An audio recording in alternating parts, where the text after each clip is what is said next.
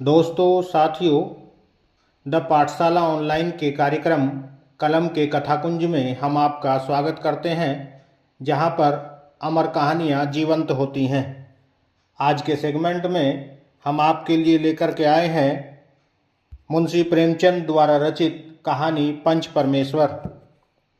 यह कहानी हमें शिक्षा देती है कि पंच की भूमिका निभाते समय और न्याय की गद्दी पर बैठते समय पक्षपात नहीं करना चाहिए। कोई कितना भी निकट संबंधी हो, पर हमेशा सही निर्णय लेना चाहिए। इस कहानी के जरिए प्रेमचंद तत्कालीन ग्रामीण न्याय पद्धति पर प्रकाश डालते हैं। इस कहानी का मूल विषय दोस्ती और शत्रुता और पंचायत में पंथ की मर्यादा और न्याय है। तो आइए शुरू करते हैं कहानी पंच परमेश्वर। जुम्मन शेख और अलगू चौधरी में गाढ़ी मित्रता थी। साझे में खेती होती थी। कुछ लेन देन में भी दोनों का साझा था। एक को दूसरे पर अटल विश्वास था। जुम्मन जब हज करने गए थे तब अपना घर अलगू को सौंप गए थे, और अलगू जब कभी बाहर जाते तो जुम्मन पर अपना घर छोड़ देते। उनमें न खान पान का व्यवहार था, न धर्म का नाता, केवल विचार मिलते थे। मित्रता का मूल मंत्र भी यही है। इस मित्रता का जन्म उसी समय हुआ जब दोनों मित्र बालक ही थे और जुम्मन के पूज्य पिताजी जुमराती उन्हें शिक्षा प्रदान करते थे। अतः अलगू का मान उसके धन के कारण था, तो जुम्मन शेख अपनी अनमोल विद्या से ही सबके आदर के पात्र बने थे। जुम्मन शेख की एक बूढ़ी खाला यानी मौसी थी। उसके पास कुछ थोड़ी सी मिल्कियत थी, परंतु उसके निकट संबंधियों में कोई न था। जुम्मन लंबे चौड़े वादे करके वह मिल्कियत अपने नाम लिखवा ली थी। जब तक दान पत्र की रजिस्ट्री न हुई थी तब तक खालाजान का खूब आदर सत्कार किया गया। उन्हें खूब स्वादिष्ट पदार्थ खिलाए गए। हलवे पुलाव की वर्षा सी की गई, पर रजिस्ट्री की मोहर ने इन खातिरदारियों पर भी मानो मोहर लगा दी। जुम्मन की पत्नी करीमन रोटियों के साथ कड़वी बातों के कुछ तेज तीखे सालन भी देने लगी। जुम्मन शेख भी निष्ठुर हो गए। अब बेचारी खालाजान को प्राय नित्य ही ऐसी बातें सुननी पड़ती थी। बुढ़िया ने न जाने कब तक जिएगी, 2-3 बीघे ऊसर क्या दे दिया, मानो मोल ले लिया है। बघारी दाल के बिना रोटियां नहीं उतरती। जितना रुपया इसके पेट में झोंक चुके उतने से तो अब तक गांव मोल ले लेते। कुछ दिन खालाजान ने सुना और सहा, पर जब न सहा गया तब जुम्मन से शिकायत की। जुम्मन ने स्थानीय कर्मचारी गृहस्वामी के प्रबंधन में दखल देना उचित न समझा। कुछ दिन तक और यूं ही रो धोकर काम चलता रहा। अंत में एक दिन खाला ने जुम्मन से कहा, बेटा, तुम्हारे साथ मेरा निर्वाह न होगा। तुम मुझे रुपए दे दिया करो, मैं अपना पका खा लूँगी। जुम्मन ने दृढ़ता के साथ उत्तर दिया, रुपए क्या यहाँ फलते हैं? खाला ने नम्रता से कहा, मुझे कुछ रूखा सूखा चाहिए भी कि नहीं? जुम्मन ने गंभीर स्वर से कहा, तो कोई यह थोड़े ही समझा था कि तुम मौत से लड़कर आई हो। खाला बिगड़ गई। उन्होंने पंचायत करने की धमकी दी। जुम्मन हंसे। जिस तरह कोई शिकारी हिरन को जाल की तरफ जाते देखकर मन ही मन हंसता है, वह बोले, हाँ जरूर पंचायत करो, फैसला हो जाए। मुझे भी यह रात दिन की खटखट पसंद नहीं। पंचायत में किसकी जीत होगी, इस विषय में जुम्मन को कुछ भी संदेह न था। आसपास के गांवों में ऐसा कौन था जो उनके आग्रहों का, अनुग्रहों का ऋणी न हो? ऐसा कौन था जो उसको शत्रु बनाने का साहस कर सके? किसमें इतना बल था जो उसका सामना कर सके? आसमान के फरिश्ते तो पंचायत करने आएंगे नहीं। इसके बाद कई दिन तक बूढ़ी खाला हाथ में एक लकड़ी लिए आसपास के गांव में दौड़ती रही। कमर झुककर कमान हो गई थी, एक एक पग चलना दूभर था, मगर बात आ पड़ी थी, उसका निर्णय करना जरूरी था। बिरला ही कोई भला आदमी होगा जिसके सामने बुढ़िया ने दुख के आंसू न बहाए हों। किसी ने तो यूं ही ऊपरी मन से हूँ हाँ करके टाल दिया, और किसी ने इस अन्याय पर जमाने को गालियां दी। कहा, कब्र में पांव लटके हुए हैं, आज मरें कल दूसरा दिन, पर हवस नहीं मानती। अब तुम्हें क्या चाहिए? रोटी खाओ और अल्लाह का नाम लो। चारों ओर से घूम घाम कर बेचारी अलगू चौधरी के पास आई, लाठी पटक दी और दम लेकर बोली, बेटा तुम भी दम भर के लिए मेरी पंचायत में चले आना। अलगू ने पहले तो मना किया, लेकिन बाद में आने पर राजी हुए और कहने लगे, यूं आने को तो आ जाऊंगा, मगर पंचायत में मुंह न खोलूंगा। जुम्मन मेरा पुराना मित्र है, उससे बिगाड़ नहीं सकता। खाला बोली, बेटा क्या बिगाड़ के डर से ईमान की बात न कहोगे? हमारे सोए हुए धर्म ज्ञान की सारी संपत्ति लूट जाए तो उसे खबर नहीं होती, परंतु ललकार सुनकर वह सचेत हो जाता है, फिर उसे कोई जीत नहीं सकता। अलगू इस सवाल का कोई उत्तर न दे सका, पर उसके हृदय में ये शब्द गूंज रहे थे, क्या बिगाड़ के डर से ईमान की बात न कहोगे? संध्या के समय एक पेड़ के नीचे पंचायत बैठी। शेख जुम्मन ने पहले से ही फर्श बिछा रखा था। फर्श के एक एक अंगुल जमीन पर जमीन भर गई, पर अधिकांश दर्शक ही थे। एक कोने में आग सुलग रही थी, नाई ताबड़तोड़ चिलम भर रहा था। यह निर्णय करना असंभव था कि सुलगते हुए उपलों से अधिक धुआं निकलता है या चिलम के दमों से। पंच लोग बैठ गए तो बूढ़ी खाला ने उनसे विनती की, पंचो आज 3 साल हुए मैंने अपनी सारी जायदाद अपने भांजे जुम्मन के नाम लिख दी थी। इसे आप लोग जानते ही होंगे। जुम्मन ने मुझे ताहयात रोटी कपड़ा देना कबूल किया। साल भर तो मैंने इसके साथ रो धोकर काटा, पर अब रात दिन का रोना नहीं सहा जाता। मुझे न पेट की रोटी मिलती है न तन का कपड़ा। बेकस बेवा हूँ, कचहरी दरबार नहीं कर सकती, तुम्हारे सिवा और किसको अपना दुख सुनाऊं। तुम लोग जो राह निकाल दो उसी राह पर चलूं। अगर मुझ में कोई ऐब हो तो मेरे मुंह पर थप्पड़ मारो। जुम्मन में बुराई देखो तो उसे समझाओ क्यों एक बेकस की आह लेता है। मैं पंचों का हुक्म सिर माथे चढ़ाऊंगी। पंच न किसी के दोस्त होते हैं न किसी के दुश्मन, और अलगू को वह पंच चुन लेती है। इस पर जुम्मन भी अपनी सहमति दे देता है। जुम्मन शेख आनंद से फूल उठे, परंतु भावों को छिपाकर बोले, अलगू ही सही, मेरे लिए तो जैसे रामधन वैसे अलगू। अलगू इस झमेले में फंसना नहीं चाहते थे। वह कन्नी काटने लगे, बोले, खाला तुम तो जानती हो कि मेरी जुम्मन से गाढ़ी दोस्ती है। शेख जुम्मन, हम और तुम पुराने दोस्त हैं। जब काम पड़ा तुमने हमारी मदद की और हम भी जो कुछ बन पड़ा तुम्हारी सेवा करते रहे हैं, मगर इस समय तुम और बूढ़ी खाला दोनों हमारी निगाह में बराबर हो। तुमको पंचों से जो कुछ अर्ज करनी है करो। जुम्मन को पूरा विश्वास था कि अब बाजी मेरी है। अलगू यह सब दिखावे की बातें कह रहा है, अतः शांत चित्त होकर बोले, पंचों 3 साल हुए खाला जान ने अपनी जायदाद मेरे नाम हिब्बा कर दी थी। मैंने उन्हें ताहयात खाना कपड़ा देना कबूल किया था। खुदा गवाह है, आज तक मैंने खाला जान को कोई तकलीफ नहीं दी। मैं उन्हें अपनी माँ के समान समझता हूँ।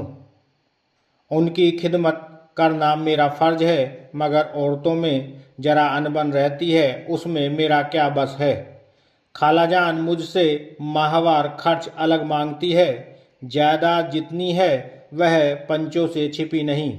उससे इतना मुनाफा नहीं होता कि माहवार खर्च दे सकूं। अलगू चौधरी को हमेशा कचहरी से काम पड़ता था, अतः वह पूरा कानूनी आदमी था। अलगू ने दोनों तरफ की बातें सुनकर के फैसला सुनाया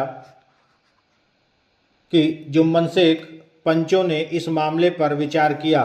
उन्हें यह नीति संगत मालूम होता है कि खालाजान को माहवार खर्च दिया जाए। हमारा विचार है कि खाला की जायदाद से इतना मुनाफा अवश्य होता है कि माहवार खर्च दिया जा सके। बस यही हमारा फैसला है। अगर जुम्मन को खर्च देना मंजूर न हो तो हिब्बानामा रद्द समझा जाए। यह फैसला सुनते ही जुम्मन सन्नाटे में आ गए। जो अपना मित्र हो वह शत्रु का व्यवहार करे और गले पर छुरी फेरे, इसे समय के हेर फेर के सिवा और क्या कहेंगे। जिस पर पूरा भरोसा था उसने समय पड़ने पर धोखा दिया। ऐसे ही अवसरों पर झूठे सच्चे मित्रों की परीक्षा होती है। यही कलयुग की दोस्ती है।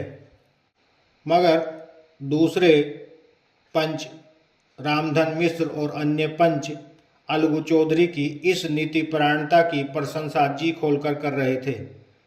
वे कहते थे, इसका नाम पंचायत है, दूध का दूध और पानी का पानी कर दिया।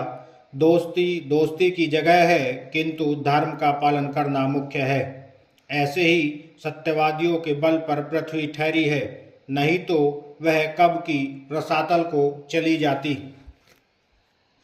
इस फैसले ने अलगू और जुम्मन की दोस्ती की जड़ हिला दी थी। अब वे साथ साथ बातें करते नहीं दिखाई देते। इतना पुराना मित्र रूपी वृक्ष सत्य का एक झोंका भी न सह सका।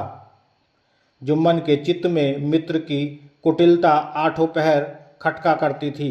उसे हर घड़ी यही चिंता रहती थी कि किसी तरह बदला लेने का अवसर मिले। अच्छे कामों की सिद्धि में बड़ी देर लगती है, पर बुरे कामों की सिद्धि में यह बात नहीं होती। जुम्मन को भी बदला लेने का अवसर जल्दी ही मिल गया। पिछले साल अलगू चौधरी बटेसर के मेले से बैलों की एक अच्छी गोई मोल लाए थे। बैल पछाई जाति के सुंदर बड़े बड़े सींगों वाले थे। महीनों तक आसपास के गांव के लोग दर्शन करते थे। देवयोग से जुम्मन की पंचायत के 1 महीने बाद इस जोड़ी का एक बैल मर गया। जुम्मन ने दोस्तों से कहा, यह दगाबाजी की सजा है। इंसान सब्र भले ही कर जाए, पर खुदा नेक बद सब देखता है। अलगू को संदेह हुआ कि जुम्मन ने बैल को विष दिया है। अब अकेले बैल का क्या काम। उसका जोड़ बहुत ढूंढा गया पर न मिला। निदान यह सलाह ठहरी कि इसे बेचना चाहिए। गांव में एक समझू साहू थे, वह इक्का गाड़ी हाँकते थे। गांव के गुड़ घी लाद कर मंडी ले जाते, मंडी से तेल नमक भर लाते और गांव में बेचते। इस बैल पर उनका मन लहराया।